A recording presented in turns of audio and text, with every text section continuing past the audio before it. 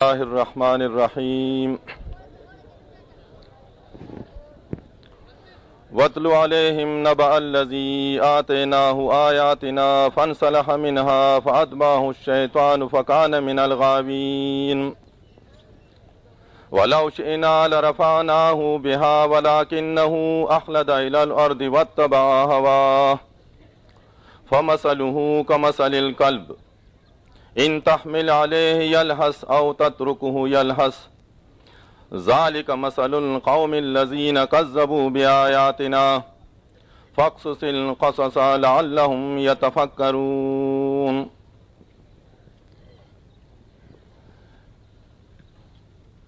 یہ قرآن مجید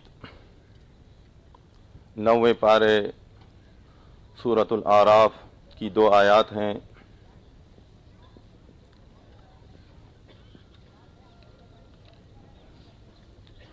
ان آیات اور اس سے اوپر کی آیات میں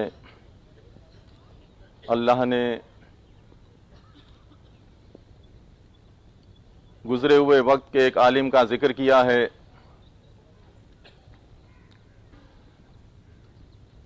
اس کتاب میں اس مہربان رب نے سورہ بقرہ، سورہ مائدہ، سورۃ الاعراف اور آگے بہت ساری سورتیں ہیں جن میں اس آخری امت سے پہلے گزرنے والی امت اہل کتاب کا بڑی تفصیل کے ساتھ ذکر فرمایا ہے، اور یہ ذکر اس لیے فرمایا گیا ہے تاکہ یہ آخری امت کے لوگ ان کے واقعات سن کر، ان کے اعمال دیکھ کر وہ عبرت حاصل کریں، وہ ایسا نہ بنے۔ یہ اللہ نے جو ان کے واقعات بیان کیے ہیں یہ ہم آخری امت کی عبرت کے لیے باقاعدہ سمجھایا گیا ہے، اپنی اس کتاب میں خبردار کیا گیا ہے۔ یا ایھا الذین آمنوا اتقوا اللہ ولتنظر نفس ما قدمت لغد واتقوا اللہ ان اللہ خبیر بما تعملون۔ اے ایمان والو، اللہ کو اپنا معبود سمجھنے والو، اللہ سے ڈرتے رہو اور اس بات کو یاد رکھو کہ تم کل کے لیے کیا کر رہے ہو۔ آج ہم دنیا میں ہیں، کل اللہ کے پاس چلے جائیں گے۔ اللہ نے اپنی کتاب میں جگہ جگہ آسان انداز سے سمجھایا ہے کہ یہ دنیا تمہاری کھیتی ہے، جو یہاں بو گے کل تم کاٹو گے اس کو۔ اس دنیا میں اس طرح کھیتی باڑی کر کے آؤ، اس طرح عمل کرو کہ کل تمہیں کامیابی حاصل ہو جائے۔ تمہیں اس دنیا میں رہنا نہیں ہے، یہ تمہاری دنیا یہ امتحان کی جگہ ہے، یہ فانی ہے۔ تم یہاں امتحان دینے کے لیے بھیجے جاتے ہو۔ کسی کا پرچہ 30 سال کا ہوتا ہے، کسی کا پرچہ 40 سال کا ہوتا ہے، 50-60 سال کا ہوتا ہے۔ یہ اللہ کی طرف سے تقسیم ہے۔ دنیا میں امتحان ہوتے ہیں، بعض پرچے گھنٹے کے ہوتے ہیں، بعض 3 گھنٹے کے ہوتے ہیں، بعض منٹوں کے ہوتے ہیں۔ ذہین طالب علم، محنت کرنے والا، وہ اس کے لیے تیاری کرتا ہے، اسی حساب سے وہ اپنا پرچہ حل کرنے کی کوشش کرتا ہے۔ یہی تعلیم کتاب میں دی گئی ہے کہ یہ جو تمہیں زندگی دی گئی ہے یہ اس امتحان کے لیے، امتحان ختم ہوا تم سے پرچہ لے لیا جائے گا، پھر تمہیں کوئی مہلت نہیں ملے گی۔ تم عمل کرنا چاہو گے نہیں کر سکو گے، یعنی پرچے میں لکھنا چاہو گے کہ یا اللہ اب میں لکھتا ہوں، مجھے یہ جواب آتا ہے، میں ایمان لانا چاہتا ہوں، میں توبہ کرنا چاہتا ہوں۔ اس رب نے بتا دیا جیسے فرشتے تم سے پرچہ لے لیں، پھر تمہارا توبہ بھی بیکار، تمہارا ایمان بھی بیکار، تمہارا ہر جواب بیکار ہے۔ اس وقت کے آنے سے پہلے، ان لمحات کے آنے سے پہلے کہ تمہارے روح کو قبض کیا جائے، تمہاری مہلت ختم ہو جائے، اس سے پہلے تم اچھے عمل کرنے کی کوشش کرو، اچھے ایمان کے ساتھ۔ تو یہ واقعات جو گزری امت کے، یہ ہم سے پہلے گزری ہوئی امت ہے، امتیں تو بہت ساری گزری ہیں، لیکن اس کا ذکر اس لیے کیا ہے کہ یہ ہمارے قریب گزری ہے، کہ یہ ان سے اللہ ناراض کیوں ہوا، ان پر عذاب کیوں آئے، یہ گمراہ کیوں ہوئے، وہ وجوہات بتائے گئے ہیں۔ مسلمانوں کو خبردار کیا گیا کہ تم ایسے نہ بننا، تم ایمان والے ہو، اللہ سے ڈرتے رہنا۔ انہوں نے اللہ سے ڈرنا چھوڑ دیا تھا، انہوں نے کل کے لیے، قیامت کے لیے، آخرت کے لیے کام کرنا چھوڑ دیا تھا، یہ دنیا کے بندے بن گئے۔ واتقوا اللہ، دوبارہ فرمایا گیا کہ اللہ سے ڈرتے رہو۔ تم جو کچھ کرتے ہو اللہ تمہارے اعمال کو دیکھنے والا ہے۔ اور خبردار کیا وَلَا تَكُونُوا كَالَّذِينَ نَسُوا اللَّهَ فَأَنسَاهُمْ أَنفُسَهُمْ أُولَٰئِكَ هُمُ الْفَاسِقُونَ۔ وضاحت کے ساتھ کہ ان لوگوں جیسے نہ ہونا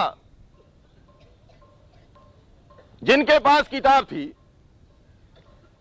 کتاب کو بلا دیا، انہوں نے کتاب کو ماننا چھوڑ دیا، رسول کے پیچھے چلنا چھوڑ دیا، انہوں نے اللہ کو بلا دیا۔ اللہ کو انسانوں کی عبادت کی ضرورت نہیں ہے، اللہ انسانوں کی عبادت کا محتاج نہیں ہے، وہ تو الغنی رب ہے، انسان فقیر ہے۔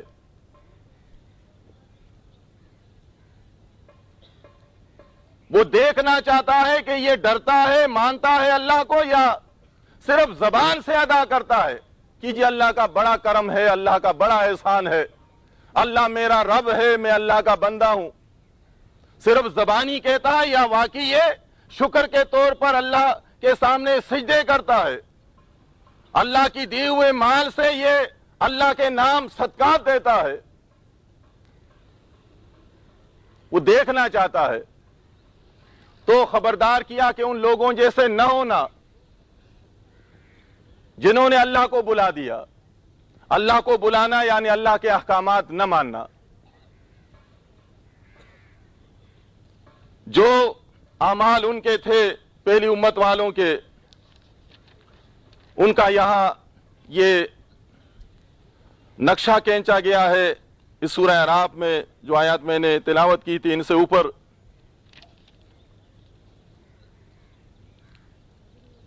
کچھ تو اس انداز سے ذکر کیا گیا کہ نافرمان ہونے کی وجہ سے اللہ نے اپنے ظالم بندوں کو ان پر مسلط کیا، جو ان پر ظلم کرتے رہیں گے۔ ایک ایک عمل کو آپ دیکھیں، جو کچھ ان کے ساتھ ان کے بےایمانی کی وجہ سے ہو رہا تھا، نافرمانی کی وجہ سے، وہ کچھ ہمارے ساتھ ہو رہا ہے، صرف ناموں کا فرق ہے۔ ان پر اللہ نے فرعون کو مسلط کر دیا تھا، اعمال خراب تھے، دوسرے لوگ تھے۔ آج ہم پر بھی مسلط ہیں، تعداد زیادہ ہے ہماری، لیکن آج ہم پر بھی اللہ نے مسلط کر دیے ہیں۔ ان کو اللہ نے، ان کا ذکر ہے، بندر بنا دیا تھا ان کے اعمال کی وجہ سے۔ کونوا قردۃ خاسئین، ہو جاؤ بندر۔ آج آپ کے سامنے ہے، کلمہ پڑھنے والے بھی بندر بنا دیے گئے ہیں، وہاں سے لوگ آ کر پنجروں میں بند کر کے لے جاتے ہیں بندروں کی طرح۔ ایک جیسا کردار ہے۔ ان پر اللہ کی طرف سے عذاب آیا تھا، وہ گروہ گروہ ہو گئے تھے، ٹکڑوں میں بٹ گئے تھے۔ یہاں فرمایا ان کا ذکر کیا گیا، وَقَطَّعْنَاهُمْ فِي الْأَرْضِ أُمَمًا، ہم نے زمین میں ان کو فرقوں میں تقسیم کر دیا۔ فرقوں میں آج ہم بھی تقسیم ہیں۔ کہاں صحابہ کرام بہادر لوگ، ہم عام انسان ان کے لیے سوچ بھی نہیں سکتے، بڑے بہادر لوگ گزرے ہیں، بڑے بہادر، اس میں کوئی شک نہیں ہے۔ بڑے دلیر اور مخلص انسان گزرے ہیں وہ. انہوں نے بڑی قربانیاں دی ہیں اس دین اسلام کو پھیلانے کے لیے. یہ جو آج دنیا کا نقشہ آپ دیکھتے ہیں، جہاں آپ کو نام کے صحیح 55-56 ممالک اسلامی شکل میں نظر آتے ہیں، یہ ان کے کارنامے ہیں، ان بہادروں کے. یہ جہاں آپ کو اسلامی ملک کا جھنڈا نظر آتا ہے لگا ہوا پہاڑ پر، سمندر میں، جنگل میں، میدان میں، یہ ان بہادروں کے آزاد کیے ہوئے میدان، پہاڑ اور دریا ہیں. تعداد کم تھی، زیادہ ہنرمند نہیں تھے، ان کے پاس اتنا ہتھیار نہیں تھا، جہاز وغیرہ نہیں تھے، ورنہ تو دنیا کو فتح کر دیتے. وہ فتح کرتے کرتے کہاں رک جاتے؟ سمندر آ جاتا بیچ میں. سمندر سے آگے ان کے پاس جہاز تو تھے ہی نہیں، بحری جہاز، ہیلی کاپٹر نہیں تھے. اللہ کو گواہ کر کے کہتے تھے یا اللہ گھبرانے والے نہیں ہیں، ڈرنے والے نہیں ہیں، آگے جانا چاہتے ہیں، لیکن تیرے سمندر نے راستہ روک دیا. سمندر کی وجہ سے واپس آتے تھے. تو یہ جو آج آپ کو اسلامی جھنڈے نظر آ رہے ہیں اس دنیا میں، جس کا جرنل اور کرنل بار بار بوٹوں کو پالش دیتا ہے، تمغے اپنے تمغوں پر فخر کرتا ہے، چاند اور سٹار کو دیکھ کر خوش ہوتا ہے، انہوں نے کچھ نہیں کیا، ان کو وہ بہادروں نے یہ سب کچھ آزاد کر کے دیا ہے. آج یہ ان کے خلاف بھی بولنے کی کوشش کرتے ہیں. 56 اور 55 ممالک کے جنرل کرنل نے اسلام کے لیے کچھ نہیں کیا ہے. اگر کسی کے پاس کچھ ہو تو ہمیں بتائے. یہ تو ان کے آزاد کیے ہوئے علاقے بھی ان کا دفاع تک نہیں کر سکتے، ان کو بچا نہیں سکتے. بہادر لوگ تھے، ملک پر ملک فتح کرتے تھے، لیکن کبھی دل میں یہ خیال نہیں آیا کہ جی ہمارا نام ہونا چاہیے، تختی لگنی چاہیے، یہاں تو پتھر لگانا چاہیے، اور یہاں پر تو اس کا نام ہونا چاہیے. آنے والے لوگ کہیں گے جی فلاں جرنل نے یہ فتح کیا ہے، فلسطین فتح کیا، ایران فتح کیا، عراق فتح کیا، ایشیا فتح کیا، روس کو فتح کیا، چین میں داخل ہوا. تختیاں لگانے کے لیے نہیں کرتے تھے، وہ نام پیدا کرنے کے لیے نہیں کرتے تھے، اللہ کی رضا کے لیے مخلص ایماندار تھے کہ اللہ کے دین کا بول بالا ہو، جھنڈا سب سے بلند ہو، اور آخرت میں اللہ اجر دے. آج یہ ذرا سا معمولی سا مورچے کا دفاع کر لیتے ہیں، وہ دن منایا جاتا ہے، دن منایا جاتا ہے. کیا بات ہے جی یہ مورچے کو بچایا تھا، تو مورچے کو کون بچائے گا؟ اتنے بڑے سٹار لگے ہوئے ہیں، اتنے تمغے لگے ہوئے ہیں، اتنی تنخواہیں لے رہے ہو، 1000 کے گز پلاٹ پر تم رہتے ہو، آگے پیچھے نوکر چاکر ہیں، تو مورچے کو تم نہیں بچاؤ گے، کون بچائے گا؟ اور ان کے خلاف زبان کھولتے ہو تم، جنہوں نے تمہیں یہ ملک دیا ہے. وہ بہادر لوگ تھے، صحابہ کرام.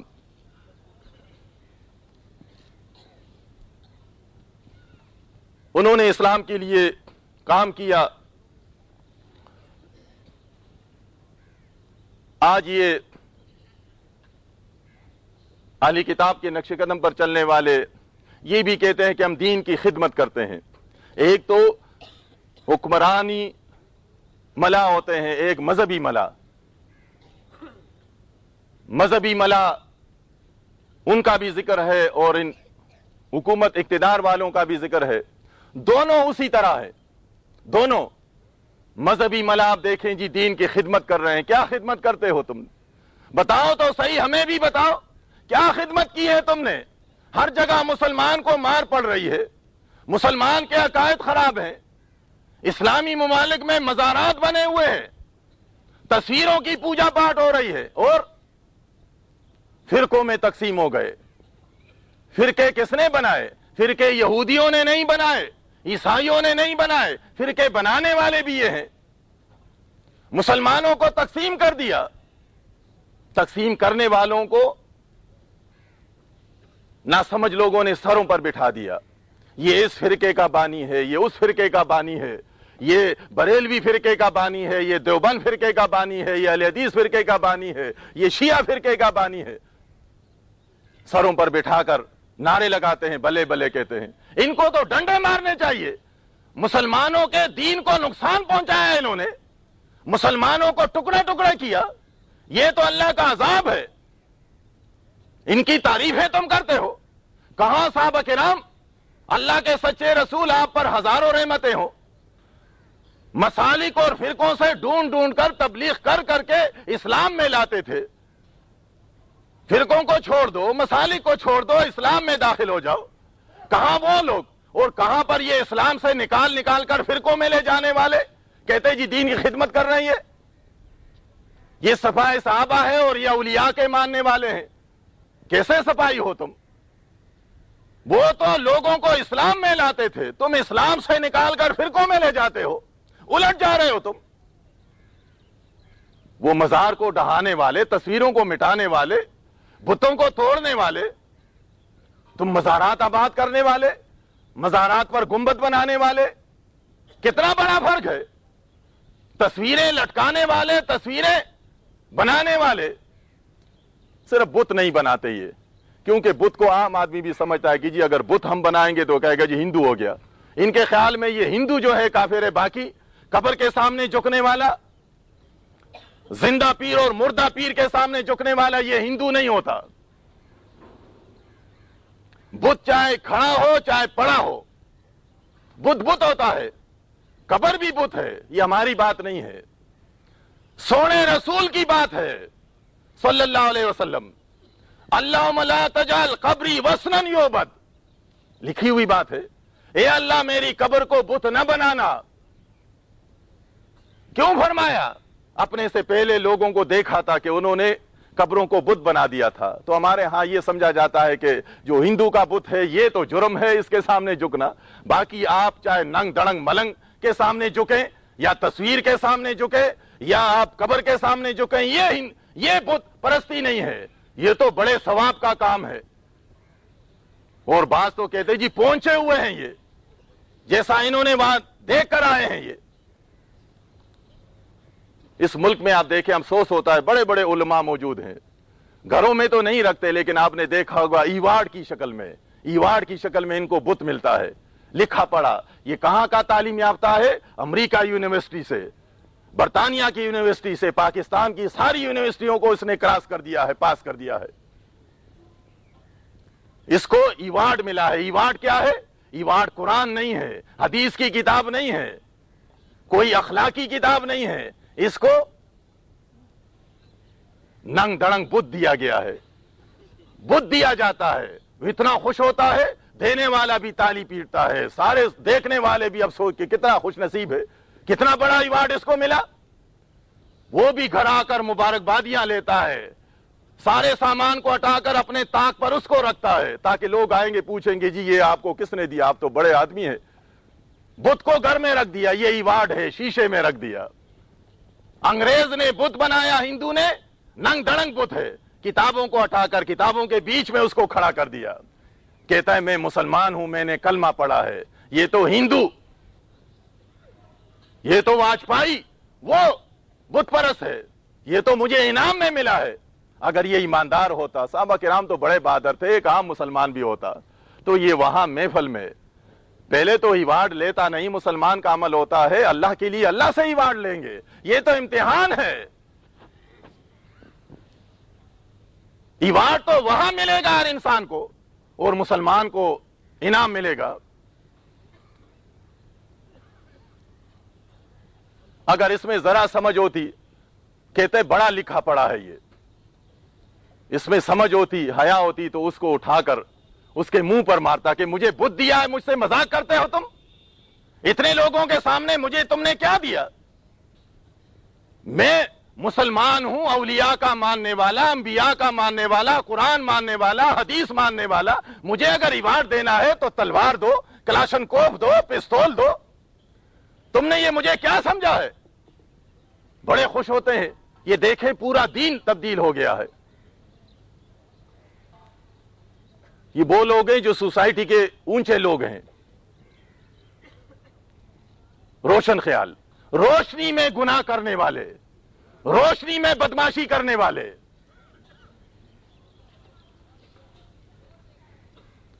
یہ سارا کچھ آپ کے سامنے ہے۔ خاص کر کے جو موضوع ہے یہ مذہبی لوگوں کا ہے۔ افسوس ہوتا ہے، یہ کہتے ہیں جی انہوں نے بڑی خدمت کی ہے۔ یہ اللہ نے اپنے عذاب کے حوالے سے اس کا ذکر کیا ہے کہ وَقَطَّعْنَاهُمْ فِي الْأَرْضِ أُمَمًا، کہ ہم نے ان اہل کتاب کو ٹکڑے ٹکڑے کر دیا، فرقوں میں تقسیم کر دیا۔ وہ کچھ ہمارے ساتھ ہو رہا ہے، ٹکڑے ٹکڑے میں بٹ گئے ہم۔ کسی بھی مدرسے میں آپ کسی بچے کو داخل کر لیں، آپ کا بچہ مسلم ہے، آپ جا کر 10-15 سال بعد آپ اس کو لے آئیں گے، یا تو وہ دیوبندی ہوگا یا بریلوی ہوگا یا اہل حدیث بنا دیا۔ جس مدرسے میں آپ نے داخل کر لیا اب وہ اس نے اسی طرح بنا دیا۔ یہ دین کی خدمت نہیں کر رہے ہیں، بیوقوف بنا رہے لوگوں کو۔ یہ اپنے مسالک کے لیے کام کرتے ہیں، ان کے مسالک کی تعداد بڑھ جائے تاکہ پھر الیکشن میں دیوبندی ملا کھڑا ہوگا تو دیوبند مدرسے سے نکلنے والا اس کو ووٹ دے گا، بریلوی ملا کھڑا ہوگا تو بریلوی مدرسے سے فارغ ہونے والا اس کو ووٹ دے گا۔ یہ مال بنانے اور جمع کرنے والے ہیں، ان کا دین سے کوئی سروکار نہیں ہے۔ ٹکڑے ہو جائے، کیما ہو جائے، کوئی تعلق نہیں ہے۔ ان کو مال ملے، پیسہ ملے۔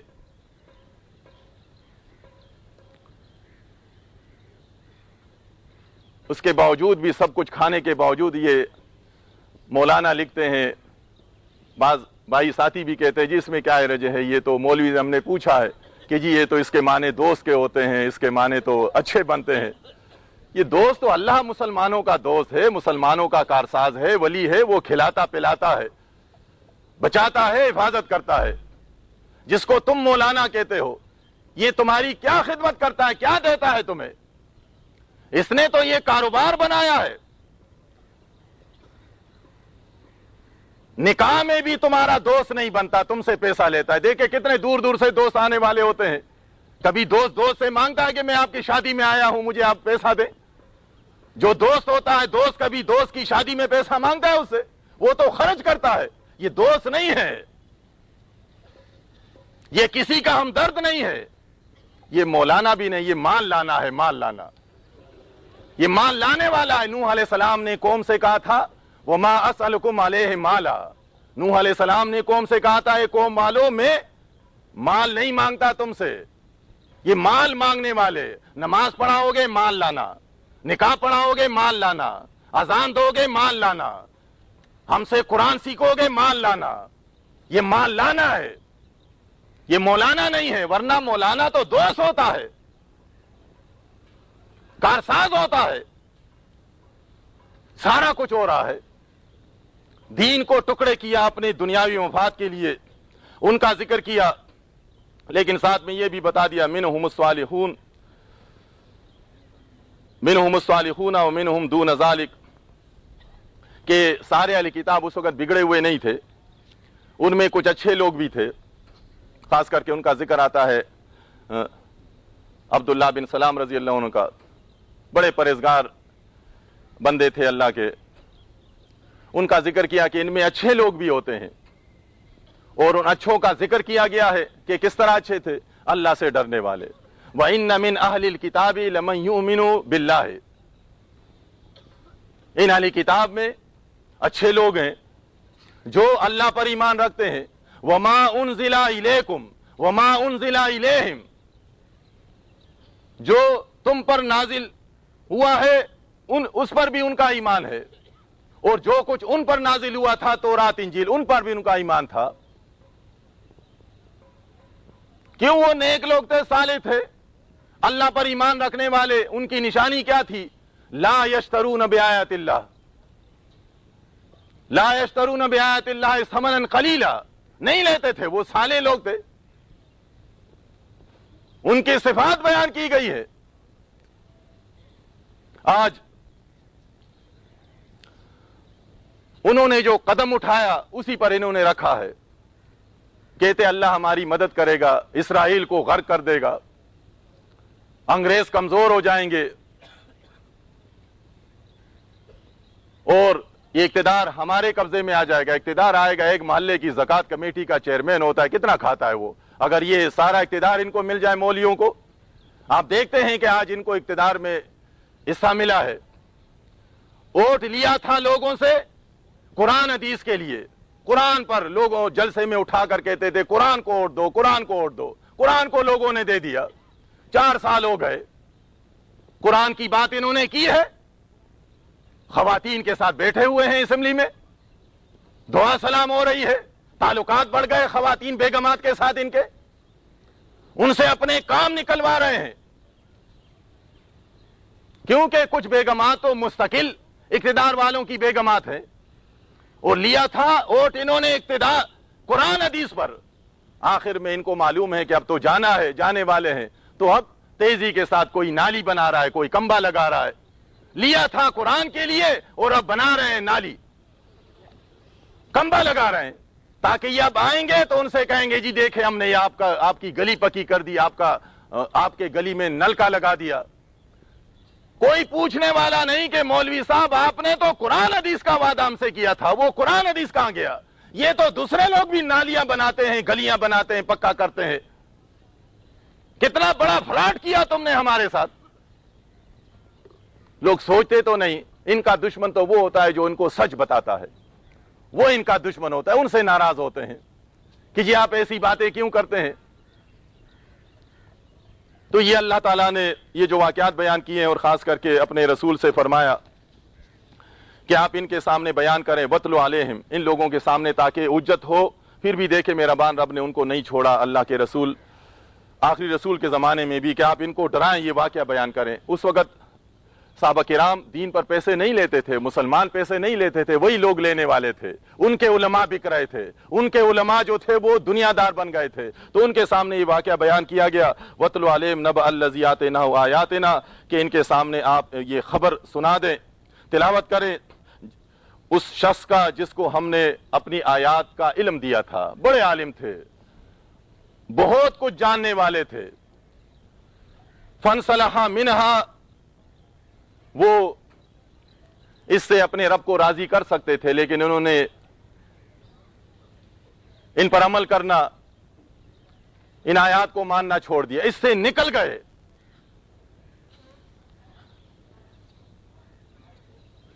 فَانْسَلَخَ مِنْهَا، چھوڑ دیا ان پر عمل کرنا، فَأَتْبَعَهُ الشَّيْطَانُ فَكَانَ مِنَ الْغَاوِينَ، تو ایک انسان اللہ کی نافرمانی شروع کرے، فرمانبرداری سے نکل جائے، قرآن حدیث کو ماننا چھوڑ دے، تو شیطان اور شیطان کا گروہ تو تیار ہوتا ہے، وہ تو کھڑا ہوتا ہے، گھر میں بھی موجود ہے، گھر کے باہر بھی کھڑا ہے، جس طرح ایک بچہ اگر کہیں گھر سے بھاگ جائے، آپ دیکھتے ہیں گھر سے اگر بچہ بھاگ جائے کن ہاتھوں میں جاتا ہے وہ، اگر وہ گھر سے ماں باپ کی سرپرستی چھوڑ دے اور بھائیوں کا ساتھ چھوڑ دے باہر نکلتا ہے، تو باہر تو ہر قسم کے لوگ کھڑے ہیں، ہاتھوں میں چلا جاتا ہے، کچھ عرصے کے بعد پھر 10-15 سال کے بعد پتہ لگتا ہے کہ یہ تو بڑا ڈاکو جو ہے وہ واقعہ بیان کرتا ہے، پولیس جب گرفتار کرتی ہے، ایسا ہمیشہ ہوتا ہے، تو وہ پھر پورا انٹرویو دیتا ہے، جی میں فلاں اس طرح، میں ایسا نہیں تھا، میں تو اچھے گرانے کا تھا، یہ تو میں جب باہر گیا تو فلاں کے ہاتھ میں گیا، فلاں نے مجھے ادھر لے آیا، ادھر سے میں پھر ڈاکو بن گیا، پہلا قتل جب میں نے کیا بڑا پریشان تھا، بڑا ڈر رہا تھا، لیکن بعد میں پھر میں نے قتل پر قتل شروع کر دیے، یہ آپ سنتے رہتے ہیں، اسی طرح ہوتا ہے۔ تو یہ شیطان جب انسان کو قابو کرتا ہے شروع میں، یہ نیا قبضے میں آنے والا ذرا شرماتا ہے کہ جی یہ کام صحیح نہیں ہے، یہ صحیح نہیں ہے، لیکن آخر میں ایسا دل سیاہ ہو جاتا ہے کہ پھر تو وہ شیطان کہتا ہے جی اب ڈیوٹی دو تم، اب تو مجھ سے بھی تم آگے جا سکتے ہو، وہ پھر بیٹھ جاتا ہے، یہ شیطان کی ڈیوٹی کرتا ہے، پھر یہ شروع میں بڑی محنت اس کو کرنی ہوتی ہے شیطان کو۔ اس نے جب اللہ کی فرمانبرداری چھوڑ دی، مالک فرماتا ہے فَأَتْبَعَهُ الشَّيْطَانُ فَكَانَ مِنَ الْغَاوِينَ، شیطان اس کے پیچھے پڑ گیا اور اس کو گمراہوں میں کر دیا، اپنے گروہ میں شامل ہو گیا۔ اس کے گروہ صرف جنات نہیں ہے، اس کے گروہ میں انسان بھی شامل ہے، اور انسان میں خاص کر کے وہ علماء کو شامل کرتا ہے۔ جس طرح انگریزوں نے یہاں حکومت کی ہے، بڑے بڑے پیروں اور مولیوں کو ملایا تھا، ان کو معلوم ہے ایک پیر قبضے میں آ گیا تو اس کے ساتھ ہزاروں مرید ہے، مولوی قبضے میں آ گیا تو اس کے ساتھ بے شمار مقتدی ہے، آنکھیں بند کر کے چلنے والے۔ شیطان بھی جانتا ہے، اس کو معلوم ہے کہ مولوی کو قبضہ کرو، اس کے ساتھ بے حساب مقتدی ہوتے ہیں، بے حساب شاگرد ہوتے ہیں، بہت خوش نصیب ہوتا ہے کہ وہ قرآن حدیث کا حوالہ مان لے گا، ورنہ وہ کہے گا جی اتنا بڑا استاذ، یہ اتنا بڑا عالم اتنا مدرسہ چلاتا ہے، یہ نہیں سمجھتا کہ یہ علی اجویری کو داتا سمجھ رہا ہے، اور یہ عبد القادر جیلانی کے نیاز کو صحیح کہتا ہے، تعویذ لکھتا ہے، رسول کو حاضر ناظر مانتا ہے، رسول کو عالم الغیب سمجھتا ہے، یہ اتنا بڑا عالم نہیں سمجھتا اور تم سمجھتے ہو۔ شیطان جانتا ہے کہ عالم قبضے میں آ گیا تو بے حساب ذرا محنت کم کرنی پڑتی ہے، پھر یہ عالم جانے اور یہ لوگ جانے۔ تو یہاں بیان کیا کہ وہ گمراہوں میں ہو گیا، جاننے والا علم والا تھا۔ وَلَوْ شِئْنَا لَرَفَعْنَاهُ بِهَا، مالک فرماتا ہے اگر ہم چاہتے تو ان کو ہم رفعت عطا فرماتے، بلندی عطا فرماتے۔ قرآن سے، اللہ کی کتاب سے، آیات پر عمل کرنے سے انسان کو بلندی عطا ہوتی ہے، کامیابی عطا ہوتی ہے۔ یہ صرف اس زمانے کے لیے نہیں تھا، نبی علیہ السلام نے فرمایا کہ ان اللہ یرفع بہذا الکتاب اقواما، ہمارے لیے بھی ہے، اس امت کے لیے بھی ہے۔ اگر وہ تورات انجیل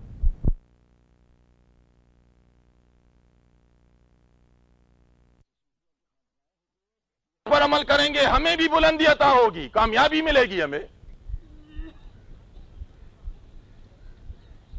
فرمایا کہ اگر ہم چاہتے تو ان کو بلندی عطا کرتے، لیکن ایک انسان خود نہیں حاصل کرنا چاہتا،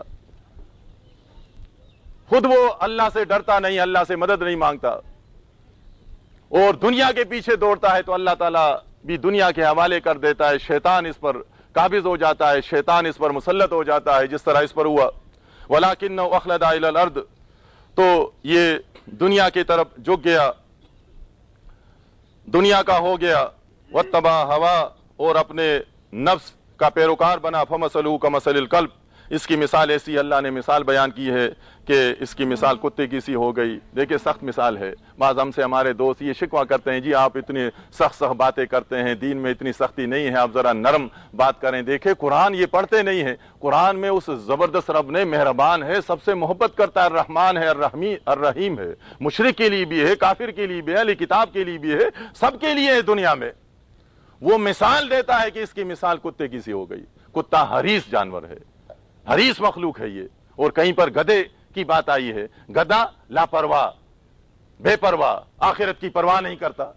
کہیں تو یہ مثال اللہ نے دی ہے کہ اس عالم کی مثال گدھے کی سی ہے، آخرت سے بے پرواہ ہے، اس کو چنا مل رہا ہے، چارہ مل رہا ہے، کھانا پینا مل رہا ہے، انجام کیا ہوگا سوچتا نہیں ہے۔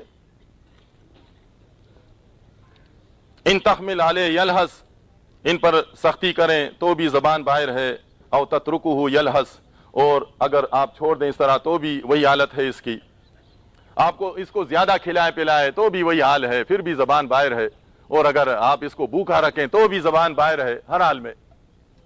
ذالک مثل القوم الذین کذبوا بآیاتنا، یہی مثال ہے اس قوم کی، ان لوگوں کی جو ہماری آیات کو جھٹلاتے ہیں۔ فاقصص القصص، اے محمد صلی اللہ علیہ وسلم آپ ان واقعات کو بیان کریں ان کے سامنے، لعلہم یتفکرون، تاکہ یہ غور و فکر کریں، تاکہ یہ غور اور فکر کریں۔ یہ قرآن اللہ نے نازل اس لیے فرمایا ہے، رسول کو بھیجا اس لیے گیا ہے کہ آپ سمجھائیں انسانوں کو، شاید یہ اللہ کی کتاب سن کر غور اور فکر کریں اور آخرت کے لیے کام کریں۔ یہ قرآنی آیات اس لیے نہیں ہے کہ ہم سن لے، ایک کان سے سنا دوسرے کان سے نکال دیا، یا اس کی تجویز سیکھ کر اچھے انداز سے ہم لوگوں کے سامنے کھڑے ہو جائیں، جی لوگ کہیں گے کہ زبردست آواز ہے اس کی، اور اس کے بعد ہم پیسہ لیں گے، جی ہماری مدد کریں، جی مدرسہ بنائے، اس میں چھوٹے چھوٹے بچے ہیں اور اس کے سپارے لینے ہیں، اور یہ اس لیے نہیں ہے، یہ تو اس لیے بیان کیا جاتا ہے تاکہ لعلہم یتفکرون، تاکہ یہ سننے والے غور کریں۔ قرآن میں منع کیا گیا ہے، قرآن بیچنا پیٹ کو آگ سے بھرنا ہے۔ نبی علیہ السلام ساری زندگی تبلیغ کیا کرتے تھے، پہلے اس بات کی وضاحت کرتے تھے کہ میں تجھ سے اس پر اجر نہیں مانگتا تم لوگوں سے۔ سارے انبیاء کا بھی ذکر آیا ہے، آپ سنتے رہتے، وما اسألکم علیہ من اجر ان اجری الا علی رب العالمین۔ نبی علیہ السلام سے فرمایا آپ ان سے کہیں قل لا اسألکم علیہ اجرا ان هو الا ذکر للعالمین، کبھی کسی سے کچھ نہیں مانگا، کبھی لالچ نہیں رکھی، کھول کر بیان کرتے تھے۔ قرآن حدیث میں یہ دنیا دار بن جانے کے بعد کوشش تو کرتے ہیں کہ دلائل دیں، ان کے پاس دلائل نہیں ہے، کوئی دلیل نہیں ہے قرآن میں سے، حدیث میں بھی نہیں ہے۔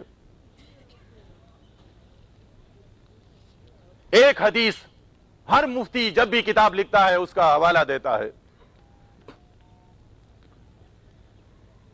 ابو سعید خدری رضی اللہ عنہ کی روایت ہے، بڑا خوش ہو جاتا ہے۔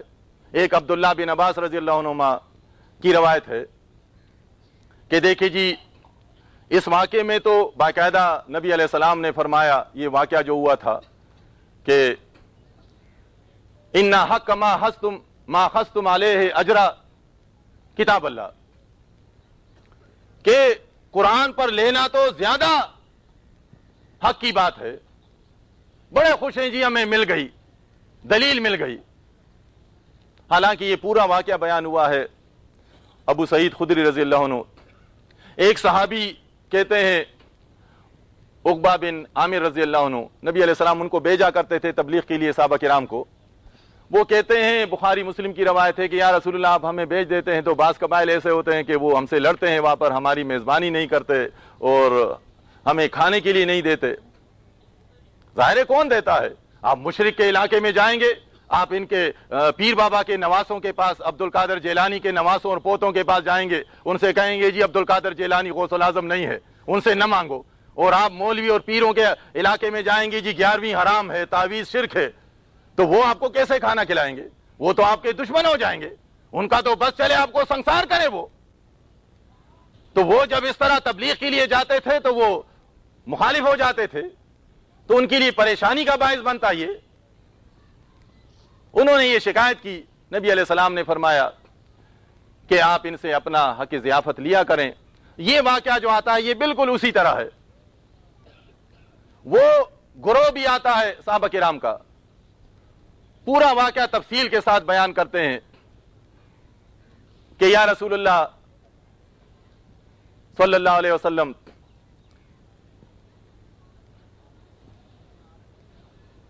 ہم جس علاقے میں گئے تھے ان لوگوں نے ہماری مہمان نوازی نہیں کی،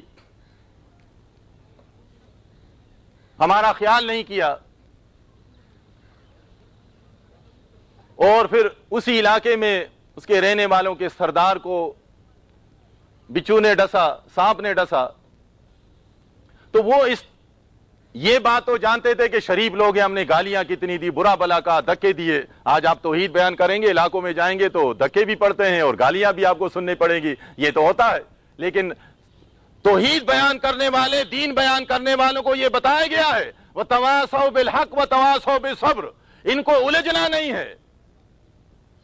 اس میں گریبان بھی پڑ سکتا ہے، اس میں آپ کا سر بھی پڑ سکتا ہے۔ آپ کو صبر سے کام لینا ہے۔ وہ دیکھ رہے تھے گالیاں بھی ہم دے رہے ہیں، خاک بھی اڑا رہے ہیں، دھکے بھی دے رہے ہیں، لیکن کچھ نہیں کہتے، اتنی اچھی اچھی باتیں کرتے تھے۔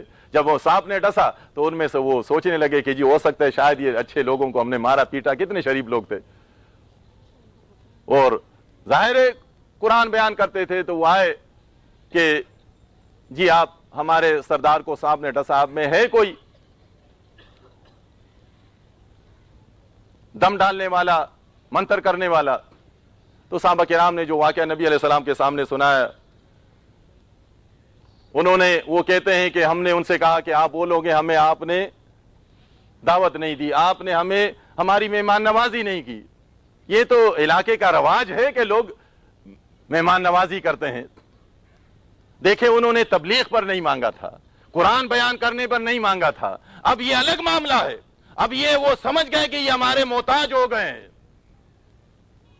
انہوں نے کہا کہ اب تو ایسا نہیں ہوگا، آپ نے نہیں دیا تھا، ہم دم ڈالیں گے لیکن کچھ لیں گے آپ سے۔ بھوک لگی ہوئی تھی، بھوک میں اتنی زیادہ بھوک لگے تو حرام بھی حلال ہو جاتا ہے۔ وہ مجبور تھے، سردار تھا، عام آدمی ہوتا، چپڑاسی ہوتا، کوئی معمولی آدمی ہوتا تو جس طرح آج بھی رواج ہے، غریب آدمی کی کوئی پرواہ نہیں کرتا، مر جائے۔ بڑا آدمی تھا، اسمبلی کا ممبر، گورنر، اور بڑا آدمی، خاندانیاں سارے بھاگ دوڑ کرتے ہیں، جی بڑا آدمی ہے، کچھ ہو نہ جائے اس کو، قطار لگ جاتی ہے خون دینے والوں کی، بڑا آدمی ہے، بڑا آدمی تھا، سب پریشان ہیں کہ آپ میں سے کوئی ہے؟ انہوں نے کہا حالانکہ ان کے پاس یہ دلیل نہیں تھی، نہ ان کو سکھایا گیا تھا، نہ ان کو معلوم تھا، لیکن وہ اس بات کو سمجھ رہے تھے کہ یہ آخر قرآن ہے، اللہ کی کتاب ہے، اللہ کا نام لے کر دم کریں گے، اللہ مالک ہے۔ انہوں نے کہا کہ پہلے آپ بات کریں۔ بات ہو گئی بکریوں پر، انہوں نے سورہ فاتحہ پڑھی اور دم کیا۔ نبی علیہ السلام نے جب یہ واقعہ سنا تو وہ ہنسے۔ دیکھیں واقعہ پورے واقعے میں لکھا ہوا ہے، وہ ہنسے اور کہا ما ادراکا انہا رقیہ، تمہیں کس نے بتایا کہ یہ دم ہے؟ نبی علیہ السلام نے نہیں بتایا تھا ان کو، کہیں کتاب نہیں پڑھی تھی۔ انہوں نے کہا یا رسول اللہ آپ ہی نے تو ہمیں بتاتے ہیں جہاں بھیجتے ہیں کہ آپ پیسے لے قرآن سنائیں تو پیسہ لیا کریں، اذان دے تو پیسہ لیا کریں، آپ قرآن کے نام سے کھا پی سکتے ہیں۔ دیکھیں نبی علیہ السلام نے خوش ہوئے واقعے کو دیکھ کر اور یہ کہا کہ تمہیں کس نے بتایا ما ادراکا انہا رقیہ کہ یہ دم ہے؟ یہ اللہ نے ان کا انتظام کیا تھا۔ اور یہ واقعہ یہ دوسری حدیث میں موجود ہے، مسلم کی ہے۔ مقداد رضی اللہ عنہ یہ صحابی ہیں، یہ کہتے ہیں کہ میں مدینے آیا تو بڑی غربت کی حالت میں آیا تھا، نبی علیہ السلام کے ہاں میں ٹھہرا۔ جب بھی کچھ آتا تو اللہ کے رسول صلی اللہ علیہ وسلم وہ مجھے بھی حصہ دیتے اور کھلاتے۔ ایسا تھا کہ دودھ ہوتا تو میں اپنا حصہ پی لیتا اور رسول اللہ صلی اللہ علیہ وسلم وہ بعد میں پیتے۔ ایک مرتبہ آپ کسی کے مہمان بنے، دودھ تھا تھوڑا، میں نے یہ خیال کیا کہ جی آپ تو جب وہاں گئے ہیں تو ظاہر ہے کھانا بھی آپ کھا لیں گے وہاں پر، تو وہ دودھ سارا میں نے پی لیا۔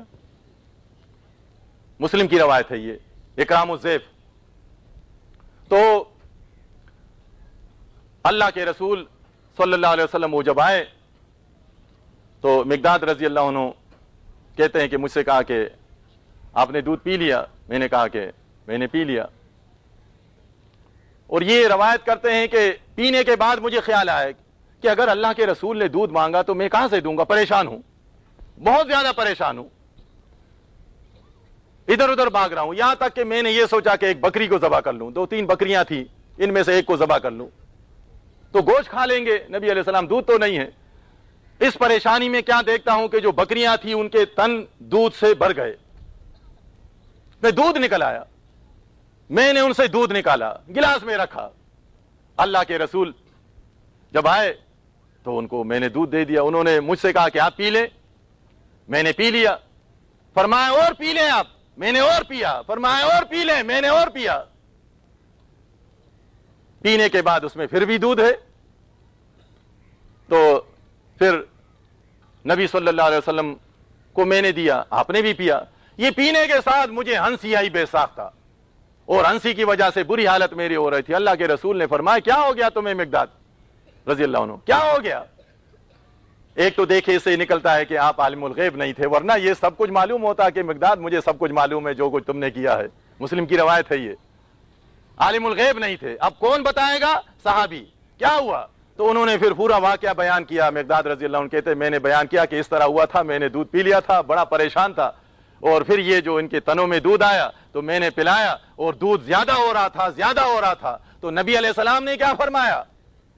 یہ ڈائجسٹ اور اخبارات کی باتیں نہیں ہیں، آپ نے فرمایا اے مقداد یہ رحمت کا دودھ تھا، آپ نے مجھے پہلے کیوں نہیں بتایا؟ ہم اور مسلمانوں کو بلاتے، اور کتنے مسلمان ہیں جو بھوکے ہیں، پیاسے ہیں۔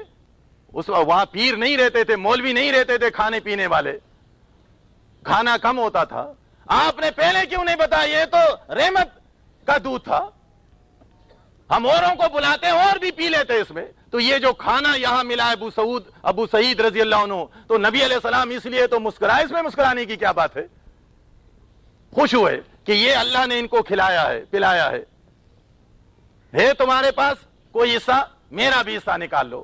برکتی کھانے کی وجہ سے، رحمت کے کھانے کی وجہ سے، جس طرح ایک جنگ کے موقع پر صحابہ کرام نے پڑاؤ ڈالا تھا، بڑا لشکر تھا، تو کھانے پینے کا ظاہر سامان ختم ہو جاتا ہے، پریشان تھے، اللہ نے انتظام کیا، بڑی مچھلی سمندر نے باہر پھینک دی، ان کا گوشت کھاتے رہے۔ اللہ کے رسول کے پاس آئے، یہ واقعہ بھی بیان کیا گیا کہ اس طرح ہوا تھا، تو نبی علیہ السلام یہاں بھی خوش ہوئے، 30 دن تک، مہینے تک وہ کھاتے رہے، اللہ نے انتظام کیا۔ ایمانداروں کا۔ نبی علیہ السلام نے یہاں بھی فرمایا ہے تمہارے پاس کوئی حصہ کوئی گوشت ہے مجھے بھی کھلاؤ۔ تو اللہ کے رسول اس بات کو سمجھتے تھے کہ یہ اللہ نے ان کو کھلایا ہے، یہ اللہ کی طرف سے رحمت کا کھانا ہے، ورنہ نبی علیہ السلام کسی سے حصہ نہیں مانگتے تھے۔ یہ سارے جانتے ہیں، کبھی انہوں نے مزدور سے حصہ نہیں مانگا، محنت کش سے حصہ نہیں مانگا۔ وہ تو دوسروں کو خبردار کرتے تھے کہ خبردار مزدور کو اپنی مزدوری پوری دینا ہے، پسینہ خشک ہونے سے پہلے مزدور کو اپنی مزدوری دیں آپ۔ یہاں تک کہ اللہ کے سچے رسول آپ پر ہزاروں لاکھوں رحمتیں ہوں، آپ نے مسلمانوں کے زکوٰۃ اور صدقات کو اپنے اوپر حرام کیا ہے۔ یہ مولوی یہ تو زبردستی نکالتے ہیں لوگوں کے جیبوں سے اور حوالہ دیتے ہیں یہ کہ نبی علیہ السلام نے حصہ مانگا۔ یہ تو برکت کی کھانے کی وجہ سے، ورنہ وہ کسی سے کچھ نہیں لیتے تھے، ہدیہ لیا کرتے تھے، اس کا ذکر ہے، ہدیہ لیتے تھے لیکن یک طرفہ نہیں، دیا بھی کرتے تھے وہ۔ ہو سکتا ہے بعد میں آنے والا وقت اگر اسلامی انقلاب نہ آیا تو یہ اس میں بھی آگے ہو جائے۔ آپ دیکھتے ہیں کہ تھوڑا بہت کچھ یہ لحاظ کرتے ہیں، تفسیر لکھتے ہیں قرآن تو اس پر ہدیہ لکھا ہوتا ہے۔ اس کو معلوم ہے کہ قرآن پر قیمت نہیں لکھنی چاہیے، یہ قرآن بیچنے کی کتاب نہیں ہے، قیمت نہیں لکھتے، اس پر ہدیہ لکھا ہوتا ہے۔ تفسیروں پر بھی ہدیہ لکھتے ہیں یہ تو ہدیہ تو زبردستی وصول نہیں کیا جاتا ہے، ہدیہ تو آدمی خوشی سے دیتا ہے، لیکن آپ اگر ہدیہ میں کچھ کم دیں گے تو دکان سے باہر چلانگ لگا کر آپ کو پکڑے گا کہ آپ نے ہدیہ میں کم دیا۔ ہدیہ بھی زبردستی مانگتے لیکن لکھا ہوتا ہے ہدیہ۔ نبی علیہ السلام ہدیہ لیا کرتے تھے لیکن دیا بھی کرتے تھے، اس کے علاوہ کسی کی محنت میں حصہ نہیں مانگتے تھے، مزدوری میں حصہ نہیں مانگتے تھے۔ اور جو لوگ یہ حوالہ دیتے ہیں تو وہ منکر حدیث بھی ہیں، چاہے وہ اہل حدیث ہو، چاہے وہ دیوبندی ہو، چاہے بریلوی ہو، منکر حدیث بھی ہے۔ حدیث میں تو لکھا ہوا ہے کہ انہوں نے تقسیم کر دیا، یہ حدیث کو نہیں مانتے، تقسیم نہیں کرتے تو منکر حدیث ہو گیا، حدیث پر عمل نہیں کرتے۔ یہ حوالے دیتے ہیں، ان کو سمجھایا جاتا ہے کہ یہ اس پر یہ لینا حرام ہے، تو کہتے ہیں جی یہ تو اہل کتاب کے لیے تھا اور وہ حق چھپایا کرتے تھے، وہ تعریف کرتے تھے، اور ہم تو تعریف نہیں کرتے، ہم تو حق نہیں چھپاتے۔ پھر قرآن کی آیت پیش کرتے ہیں سورہ بقرہ کی، دیکھیے جی سب سے بڑی دلیل یہ ہے، فَوَيْلٌ لِّلَّذِينَ يَكْتُبُونَ الْكِتَابَ بِأَيْدِيهِمْ ثُمَّ يَقُولُونَ هَٰذَا مِنْ عِندِ اللَّهِ لِيَشْتَرُوا بِهِ ثَمَنًا قَلِيلًا۔ دیکھیں یہ کہتے ہیں، یہ اہل حدیث مفتی بھی کہتا ہے، یہ دیوبندی مفتی بھی کہتا ہے کہ دیکھیں قرآن میں ہے یہ، وہ اپنے ہاتھوں سے لکھا کرتے تھے، تعریف کرتے تھے، وہ حق چھپاتے تھے، ہم تو ایسا نہیں کرتے، اس کا تو اس سے واسطہ ہی نہیں ہے۔ یکتبون الکتاب بایدیہم، وہاں تو مالک فرماتا ہے ولا تشتروا بآیاتی، میری آیت پر نہ لو، تو یہ کتاب ہاتھ سے لکھنے والا وہ تو اللہ کی آیت نہیں ہوتی ہے۔ ایک انسان نے آیتیں لکھی، کتاب لکھی، اس کو اس کی مرضی ہے بیچے یا نہ بیچے، وہ تو اللہ کی آیات نہیں ہوئی۔ مالک فرماتا ہے میری آیات کو نہ بیچو، میری آیات پر نہ لو۔ کہتے ہیں دیکھیں یہ تو ان کے لیے تھا، تعریف کرنا تو الگ جرم ہے، حق چھپانا الگ جرم ہے۔ جس طرح آج حق چھپایا جاتا ہے، کہتے ہیں ہم حق نہیں چھپاتے، اور حق چھپانا کیا ہوتا ہے۔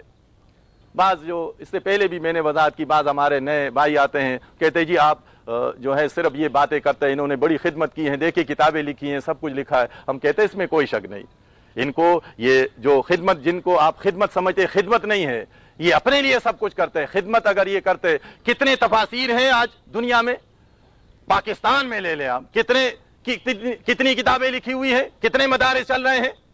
ہمیں کوئی ہمارا بھائی بتائے، کوئی تفسیر اٹھا کر ہمیں بتائے کہ اس تفسیر میں لکھا ہوا ہو کہ علی اجویری داتا نہیں ہے، پاکستانی داتا سمجھ رہے ہیں یا نہیں، کوئی ہمیں بتائے۔ تو کیا حق کو چھپانا نہیں ہے یہ؟ کوئی ہمیں یہ بتائے کہ کوئی یہ تفسیر میں لکھے کہ علی رضی اللہ عنہ مشکل کشا نہیں ہے، عبد القادر جیلانی غوث الاعظم نہیں ہے، کوئی نہیں بتاتا۔ ہم آپ کے سامنے یہ بتاتے ہیں تو بعض بھائی ہم سے ناراض ہو کر کبھی کبھی بدنصیبی سے چلا بھی جاتا ہے، جی ہم وہاں رہے تھے، پروپیگنڈا بھی کرتے ہیں، جی ہم نے وہاں رہا، کچھ بھی نہیں سیکھا، ہم یہاں اس جماعت میں آ گئے، اس جماعت میں تو خاص کر کے تبلیغ کا لیتے ہیں، دوسرے اس میں آ گئے تو ہم نے یہ دعائیں سیکھی اور یہ طریقہ سیکھا، وضو کا طریقہ سیکھا اور استنجا کا طریقہ سیکھا۔ ظالم تو ہمارے ہاتھ ہے تو ہم سے پوچھ لیتے، ہم آپ کو استنجا کا طریقہ بھی بتا دیتے، آپ کو ہم وضو کا بھی بتا دیتے۔ آپ ہمارے ساتھ رہے تو بغیر وضو کے نمازیں پڑھ رہے تھے۔ ہم یہاں پر آپ کو وہ چیز بتاتے ہیں کہ آپ جو ہے آپ کا ایمان خراب ہو تو آپ ایک وضو نہیں 1000 وضو نہیں آپ 1 کروڑ وضو بھی کریں گے جہنم میں جائیں گے اگر آپ یا رسول کہیں گے یا علی کہیں گے عبد القادر جیلانی کو غوث اعظم کہیں گے. ہم آپ کو بنیادی بات بتاتے ہیں وضو سے کیا ہوتا ہے اگر آپ کا ایمان خراب ہے. اللہ نے مشرک پر جہنم کو حرام کر دیا ہے. آپ ایک مشرک پر جنت حرام ہے اس کا ٹھکانہ جو ہے جہنم ہے ہمیشہ کے لیے. آپ اگر 7 سمندر سے بھی غسل کر لیں اور ایمان خراب ہے عقیدہ عیسیٰ علیہ السلام کو شریک مان رہے ہیں نبی علیہ السلام کو شریک مانتے ہیں تو جہنم میں جائیں گے. تو یہ بعض باتیں ہوتی ہیں یہ بعض اس طرح کہتے ہیں کہ جی ہم یا کچھ نہیں سیکھتے تو پہلے ایمان ہے پہلے عقیدہ ہے اس کے بعد ہم یہ بیان کرتے ہیں. اور ہمارے جو علماء ہیں یہ کبھی یہ نہیں کہیں گے حرام مال قرآن حدیث میں نہیں لگتا یہ حرام کی بات بھی نہیں کرتے. جزاک اللہ سود خور سے بھی لیا جوئے کے اڈے والے سے بھی لیا چور سے بھی لیا جزاک اللہ یہ سیکھا ہے. جب ہم بات کرتے ہیں یہ آپ نہیں سمجھتے تو یہ تو قرآن حدیث میں قرآن کہتا ہے کہ یہ اللہ کے ہاں قبول نہیں ہوتے عبادت قبول نہیں ہوتی ہے. اور یہ جو دم کا تھا تو یہ 2 روایتیں اور میں بیان کروں گا وقت کم ہے بھائی نے پرچہ بھیجا ہے. یہ 2 روایتیں ہیں کہ ایک میں تو نبی علیہ السلام یہ مسلم کی روایت ہے اوب رضی اللہ عنہ یہ کہتے ہیں کہ جاہلیت میں ہم منتر پڑھتے تھے تو ہم نے نبی علیہ السلام سے پوچھا کہ یا رسول اللہ اس دم کے بارے میں آپ کا کیا خیال ہے تو آپ نے فرمایا مجھے سنائیں. جب ہم نے سنایا تو آپ نے فرمایا کہ کوئی ڈر نہیں ہے اس میں بالکل یہ مسلم کی روایت ہے آپ اس کو دم کر سکتے ہیں. دوسری روایت ہے یہ جابر رضی اللہ عنہ سے ہے وہ کہتے ہیں کہ یہ ایک خاندان مسلمانوں کا تھا یہ آیا نبی علیہ السلام کے پاس عمرو بن حزم فقالوا یا رسول اللہ انه كانت عندنا رقیۃ نرقی بها من العقرب کہ ہمارے پاس بچو کے کاٹنے کا منتر ہے دم ہے وانت نہیت عن الرقى فاردوها علیہ تو آپ نے منع کیا ہے دم سے. تو انہوں نے اپنا دم سنایا نبی علیہ السلام کے سامنے کی الفاظ ہم کہتے ہیں اس میں تو نبی علیہ السلام نے فرمایا ما را بها باسا من استطاع منکم ان ينفعه فلينفع کہ اس میں کوئی برائی کی بات نہیں ہے آپ اگر اپنے بھائی کو اس سے فائدہ پہنچا سکتے ہیں تو آپ پہنچائیں بھائی کو فائدہ پہنچانا چاہے. تو یہ جو دم کا ابو سعید خدری رضی اللہ عنہ کا تو اور بھی بہت سارے حدیثوں میں یہ روایتیں ہیں حدیثوں میں بیان ہوا ہے روایتیں ہیں کہ آپ یہ اگر کوئی مسلمان کسی کو فائدہ پہنچاتا ہے پیسوں کے لیے نہیں تو یہ کر سکتا ہے. یہ جب چاروں طرف سے ان کو دلائل دیے جاتے ہیں تو آپ نے سنا ہوگا پھر آتا ہے کہ جی اچھا آپ بتائیں جی بھینس حلال ہے کہ حرام ہے پھر بھینس کا آتا ہے بھائی بھینس کا قرآن میں نہ ذکر ہے نہ حدیث میں ذکر ہے. یہ تو ہم آپ کے سامنے قرآن حدیث بیان کرتے ہیں ولا تشتروا بآیاتی ثمنا قلیلا اقرؤوا القرآن ولا تأکلوا به قرآن حدیث ہم بیان کرتے ہیں. قرآن حدیث میں بھینس حرام ہوتا تو ہم نہیں کھاتے اس کو اس کا تو ذکر نہیں ہے. یہ گائے ہے گائے کا ایک قسم ہے لیکن ان کو شوق ہے ان چیزوں کا یہ کیوں یہ حوالہ دیتے ہیں ان کی مماثلت ہے بھینس کے ساتھ. بھینس بھی آپ نے دیکھا ہوگا بھینس کے سامنے مشہور ہے بین بجانا اور ان کے سامنے دین بیان کرنا ایک ہی چیز ہے. اس کے سامنے بین بجانا ان کے سامنے دین بیان کرنا قرآن حدیث بیان کرنا ذرا بھی اثر نہیں ہوتا. وہ بھی کھانے پینے پر بڑی خوش رہتی ہے ہر وقت کھانا پینا اس کا کام ہے. یہ بھی کھاتے پیتے پر بڑا خوش ہوتا ہے اس کو بھی پانی میں پڑا رہنا بڑا اچھا لگتا ہے. یہ بھی بار بار وضو کرتا ہے کھاتا پیتا گرم خوراک ہے کھاتا پیتا اور مسجد کا پانی استعمال کرتا ہے. ایک جیسا ان کی عادتیں ہیں اس لیے بھینس کا حوالہ دیتا ہے.